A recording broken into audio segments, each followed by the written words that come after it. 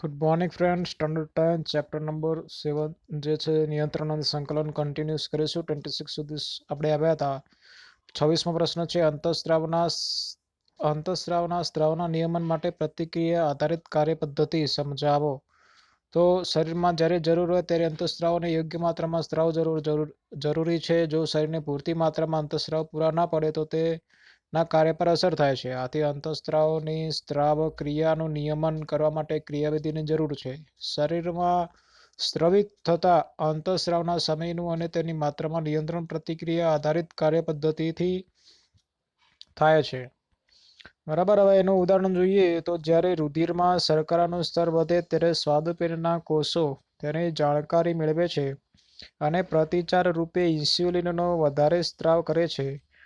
Insulin રુધિરમાં શર્કરાના સ્તરનું નિયમન કરે છે. જ્યારે રુધિરમાં શર્કરાનું સ્તર ઘટી જાય ત્યારે ઇન્સ્યુલિનનો સ્ત્રાવ ઓછો થઈ જાય છે.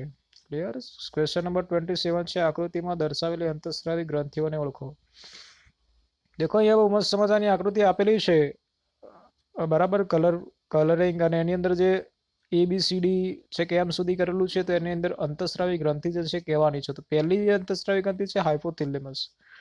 ક્લિયર? બીજી છે પિનિયલ ગ્રંથિ, એના પછી પિટ્યુટરી ગ્રંથિ, એના પછી પેરાથાઇરોઇડ ગ્રંથિ, થાઇરોઇડ ગ્રંથિ, થાઇમસ, યકૃત, એડ્રેનલ ગ્રંથિ, મૂત્રપિંડ, સ્વાદુપિંડ, અંડપિંડ સ્ત્રીની અંદર, ગર્ભાશય સ્ત્રીની અંદર અને શુક્રપિંડ પુરુષની અંદર હોય છે. ક્લિયર? તો આ ટાઈપની અહીંયા ગ્રંથિઓ આપેલી છે. કદાચ આ ટાઈપની આકૃતિ આપેલી હોય અને 4 માર્ક્સનું ક્વેશ્ચન પૂછાઈ શકે.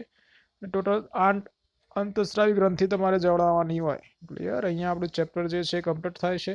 કોઈ બી ક્વેરી સો પ્લીઝ કમેન્ટમાં જણાવો. આ ટાઈપની PDF જોતી હોય સો પ્લીઝ મને મેસેજ કરો. Thank you so much for watching. Please like, share and subscribe.